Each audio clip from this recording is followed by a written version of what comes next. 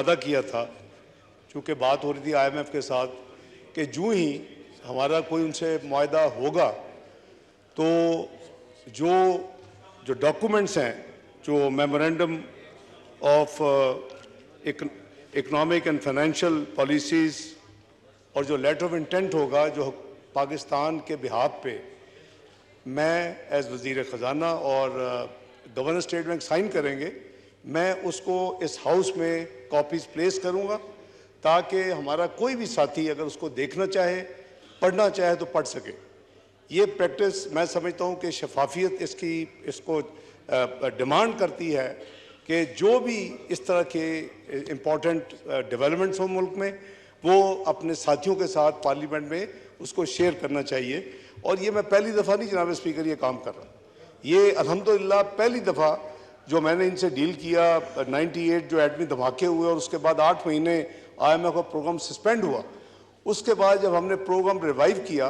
तो 1 जनवरी 1999 को मुझे याद है कि मैंने वो डॉक्यूमेंट्स जो हैं वो मिनिस्ट्री ऑफ फाइनेंस की वेबसाइट पर डलवाई ताकि जिसने देखना है, कौम ने देखना है, वो पढ़ ले। तो मैंने चूँकि वादा किया था, एक तो मैं 3 डॉक्यूमेंट जो इस हवाले से हैं, लेटर ऑफ इंटेंट जो है वो 30 जून को साइन हुआ, थोड़ी सी बैकग्राउंड भी अर्ज करता हूँ। और जो दूसरी डॉक्यूमेंट मेन होती है, जब भी ऐसे अरेंजमेंट होते हैं तो उसको जो है memorandum of economic and financial policies का नाम दिया जाता है। और एक और इम्पॉर्टेंट इसके साथ अटैचमेंट होती है टेक्निकल मेमोरेंडम अंडरस्टैंडिंग। ये आपकी इजाज़त से जनाब स्पीकर तीनों डॉक्यूमेंट्स की एक कॉपी मैं लाइब्रेरी में प्लेस करने की दरख्वास्त करूँगा ताकि किसी कॉलीग को पढ़ना हो, देखना हो और इसको इस्तेमाल करना हो तो कर सकें। तो आपकी इजाज़त है, मैं ये सेक्रेटेरिएट में ये डॉक्यूमेंट दे रही है 30 जून को, जैसे मैंने अर्ज़ किया, ये मैं सेक्रेटरी साहब को भिजवा रहा हूँ जी। Finance minister. दूसरी मैं अर्ज़ करूँगा कि ये थोड़ी सी मैं बैकग्राउंड बता दूँ, चूँकि आपको याद होगा कि बाइंडिंग अप जब हमने की थी बजट में, और सब का मैं एक दफ़ा फिर दिल की गहराइयों से मशकूर हूँ कि सब ने बड़ी उस वक़्त यानी मेहनत के साथ और जाफशानी के साथ उस प्रोसेस को बड़ी अच्छे अंदाज में मुकम्मल किया। ट्रेजरी बेंचेस भी और अपोजिशन ने भी अपना जो किरदार अदा किया, कट मोशंस वगैरह। तो उस वक़्त उन दिनों में आपको याद होगा कि हमारा 9th रिव्यू की बात हो रही थी। ये 9th रिव्यू जनाब स्पीकर ये नवंबर में ड्यू था, नवंबर 2022 फर्स्ट वीक में। और जो 8th रिव्यू था वो उसमें लिखा गया था कि 9th review first week of नवंबर में होगा, 10th review first week of फरवरी में होगा और 11th review first week of मई में होगा। उस तीनों की जो रफली जो अमाउंट था वो करीबन $2.5 बिलियन के करीब था, यानी। लेकिन हम अब उस नहज पे पहुंच चुके थे क्योंकि ये 20-19 को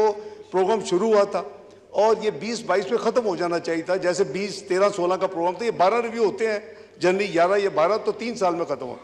लेकिन चूँकि पाकिस्तान बीच में सस्पेंड प्रोग्राम हुआ, कुछ अपने सॉवरन कमिटमेंट जो है पिछली हुकूमत ने उसको अनडू कर दिया, ना कुछ की थी उसको रिवर्स कर दिया, तो क्रेडिबिलिटी पाकिस्तान का बहुत बड़ा गैप आया, जिसकी वजह से हमें बहुत ये मुश्किल फेज़ 9th रिव्यू हमारा चला। और मुझे याद है कि अक्टूबर मिडल में 20-22 में जब मैं एनुअल मीटिंग से अटेंड की, मैं उसको इनवाइट किया कि जी आप फर्स्ट वीक और नवंबर में आएँ और मेहरबानी करके आप रिव्यू शुरू करें, क्योंकि हमारी हर चीज़ इन ऑर्डर थी। लेकिन उनके आते आते 3 महीने लग गए। बड़ी लंबी स्टोरी है जी। 31 जनवरी को वो तशरीफ़ लाया, 9 फरवरी को टेक्निकल रिव्यू ख़त्म हो गया और फिर वो एक्सटर्नल गैप की बातें शुरू हो गई। तो करते करते सर हम वर्चुअली बजट के दिनों में आ गए। जब हम बजट के दिनों में आ गए तो यहाँ मुझसे चूँकि सवाल किए गए, मैंने एक्सप्लेन किया था कि हमारी पूरी कोशिश है और हम इन ऑर्डर हैं एज ए कंट्री कि ये 9th रिव्यू होना चाहिए। लेकिन 9th रिव्यू होता तो 30 जून के बाद ये फर्दर एक्सटेंशन उस प्रोग्राम में नहीं हो सकती थी। उस वजह से हमें करीबन $1.1 बिलियन तो मिल जाता, लेकिन जो 1.4 बिलियन 10वीं और 11वीं रिव्यू का था वो लैप्स हो जाता, वो ख़त्म हो जाता। तो जब साथ साथ बजट चल रहा था और चूँकि वाशिंगटन शाम में खुलता है हमारे पाकिस्तान टाइम के, तो फिर हम जाके यहाँ से मिनिस्ट्री ऑफ फाइनेंस में उनके साथ एंगेज होते थे। तो हमने कोशिश की कि वो जो 1.4 बिलियन लैप्स होने जा रहा है वो ना हो, हम किसी तरीके के साथ ऐसा कोई अरेंजमेंट कर लें कि हमें 9वें रिव्यू का जो 1.1 तो वो मिल जाए, वो एक नए प्रोग्राम के तहत मिल जाए जिसमें वो बैलेंस भी आ जाए और हम और काम करके अपने जो फ्यूचर रोड मैप है उसके तहत हमें वो रकम भी मिले। मैंने कोशिश की कि वो उसका साइज जो है 2.5 बिलियन की बजाय 3.5 हो जाए, लेकिन इवेंचुअली वो 3 बिलियन पे हमारा आपस में अंडरस्टैंडिंग हो गई IMF के साथ, और 3 बिलियन के साथ उनका ख्याल था कि 12 महीने का से 12 से 15 महीने का हो, लेकिन हमने सिर्फ 9 महीने का रखा। 9 महीने का इसलिए रखा कि करीबन उस वक्त 1.5 से पौने 2 महीने थे अपना इस हुकूमत के पास, 3 महीने रफली इलेक्शन के लगा ले, 4.5 पौने 5, और 1-2 महीने नई हुकूमत को आके, ताकि नई हुकूमत आए तो उस वक्त तक ये प्रोग्राम ख़त्म हो चुका हो और जनरल इलेक्शंस के बाद वो अपना इंडिपेंडेंट फैसला करे और जो भी उसका जो फैसला होगा मुल्क की मुफाद में वो उनका हक है, उनको करने दिया जाए। तो जनाब स्पीकर, अल्हम्दुलिल्लाह हमने बिल्कुल एंड जब बजट पास हो गया, आपको याद होगा हमने एक वाइंडिंग अप में कुछ टैक्स मेजर्स लिए और मैंने एक्सप्लेन किया कि उसकी वजह क्या है। 215 बिलियन के जो फिस्कल मेजर्स थे कि वो हमारी बात उनसे फाइनल हो गई है, जो निगोशिएटेड है अमाउंट तो बहुत उनकी सोच बहुत बड़ी थी, इससे शायद 3 गुना थी, लेकिन हमने 215 बिलियन के वो फिस्कल मेजर्स लिए, बाइंडिंग ऑफ स्पीच ये यहाँ पेश किए और 85 बिलियन का हमने अपने अखराजात कम किए, एक्सपेंडिचर कट किए, 300 बिलियन का हमने जो लिए। सर उसके नतीजे में जब बजट पास हो गया तो इवेंचुअली हमें फिर अल्हम्दुलिल्लाह ये जो हमारी understanding the staff level agreement, उसके साथ हमें स्टैंड बाय एग्रीमेंट की हमने 9 महीने का तय किया, 3 बिलियन, और बोर्ड का उन्होंने अंदिया दिया कि 12 जुलाई को हम बोर्ड करेंगे और अगर बोर्ड में ये अप्रूव हो जाता है तो फिर हम आपको जो पहली किस्त जो मैं नवे रिव्यू के हवाले से मिलनी थी वो हमें 1 या 2 बिलियन स्टेट अवे देंगे, 700 मिलियन हमें 4 महीने के बाद जो हमारी नवंबर में रिव्यू होगा उस वक्त देंगे, और फिर फरवरी में जो रिव्यू होगा 1100 मिलियन जो डिफरेंस है बैलेंस 3 बिलियन का। तो मैं साथियों को ये अपडेट करना चाहता हूँ कि अल्हम्दुलिल्लाह हमने 30 जून को फिर आखिरी जो इस फिस्कल ईयर का आखिरी साल था और पुराने प्रोग्राम का भी आखिरी दिन था, तो उस दिन हमने डॉक्यूमेंट्स हमें मिल गई। हमने पब्लिकली प्राइम मिनिस्टर साहब मियां शहबाज शरीफ ने उसको विटनेस किया, मैंने पाकिस्तान के बिहाफ पे और गवर्नर स्टेट बैंक ने उसको साइन की है, जिसकी कॉपी मैंने अभी आपके रिकॉर्ड के ऊपर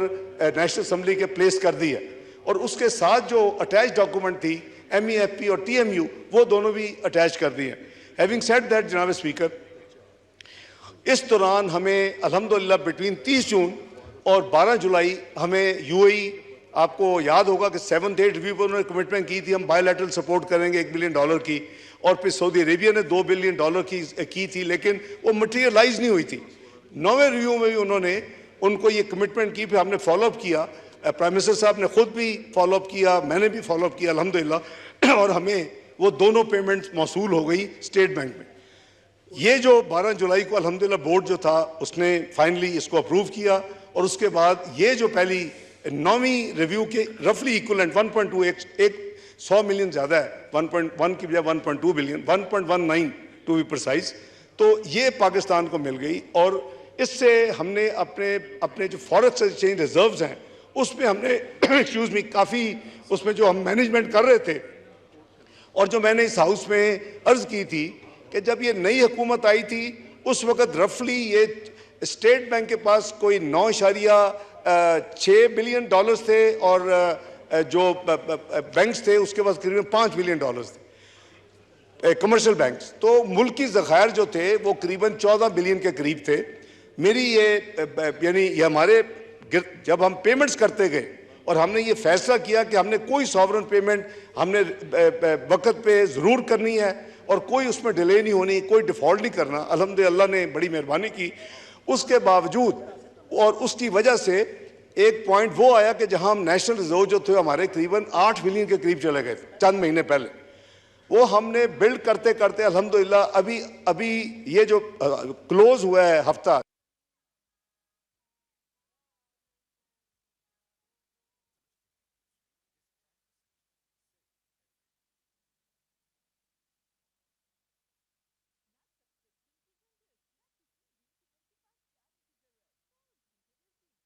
मैं समझता हूं कि सबकी दुआएं हैं, सबकी कोशिशें हैं, और बंदा कुछ भी नहीं कर सकता, सिर्फ एफर्ट कर सकता है और कामयाबी अल्लाह के हाथ में है। मेरी हद्दुल इम्कान कोशिश है कि आगे भी हम इसी रास्ते पे चलें, जितने भी हमारे पास दिन हैं, जब तक निगरान हुकूमत नहीं आती, और हम इसको एक इसी लेवल या इससे बेहतर लेवल के ऊपर पाकिस्तान के रिजर्व्स को छोड़ें, ताकि एक तो ये हो जाए कि जिस लेवल के ऊपर ये हुकूमत जो इस वक्त अलाइज की एक मखलूक हुकूमत आई थी, उसने हर पेमेंट के बावजूद भी रिजर्व उसी जगह पे छोड़े और उसके करीब छोड़े। दूसरा, ये एक हमारे लिए एक जो इंटरनेशनल जो परसेप्शन है, आपने देखा कि फिच का एक अदारा है और वो 3 दुनिया की रेटिंग एजेंसी में एक रेटिंग एजेंसी है। आपको याद होगा, मेरा ख्याल है शायद मैंने यहीं दिया था बयान या वैसे दिया था, अप्रैल के एंड में उन्होंने बयान दिया कि मई और जून में पाकिस्तान ने $3.7 अरब वापस करने हैं, इंटरनेशनल कमिटमेंट्स और सॉवरेन कमिटमेंट्स। इनका मतलब रिजर्व भी $3.7 बिलियन है। वो नर्वस हो जाती जी मार्केट्स, और इतना बड़ा वो एक बहुत बड़ा बयान था जी, एक रेटिंग एजेंसी ने दे दिया। उस पर मैंने फौरी रिएक्ट किया कि भाई हमारी एक एक पेमेंट मई और 30 जून तक अरेंज्ड है,